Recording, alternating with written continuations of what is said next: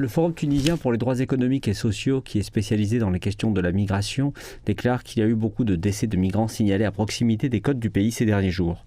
Les experts avertissent que le nombre de victimes de tragédies maritimes pourrait croître au cours des prochains jours, compte tenu du nombre de migrants qui tentent de traverser la Méditerranée pour rejoindre l'Europe.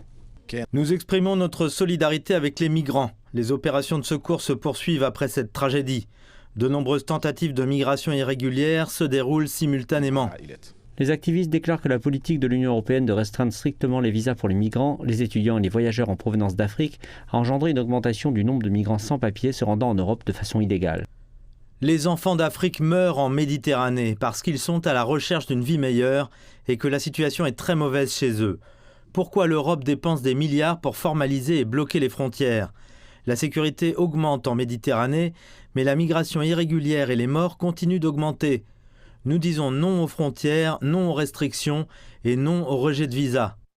L'Observatoire national de la migration en Tunisie collecte et analyse les données sur la migration irrégulière venant de toutes les associations et ONG du pays. Il avertit que davantage de migrants tentent d'atteindre l'Europe en provenance d'Afrique du Nord. La principale cause de l'augmentation de la migration irrégulière est la situation économique dans les régions sous-développées. Nous ne pouvons pas cesser le flux de migrants, donc les gens ne trouvent pas d'emploi, d'opportunités et de conditions décentes de vie. Il est alarmant que les gens qui ont des emplois et des diplômes tentent également de franchir la mer et de risquer leur vie.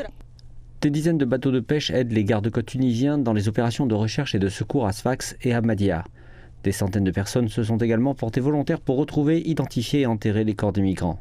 Le ministre tunisien de l'Intérieur a intercepté plus de 80 navires et embarcations de fortune faisant route vers l'Italie au cours des 7 derniers jours.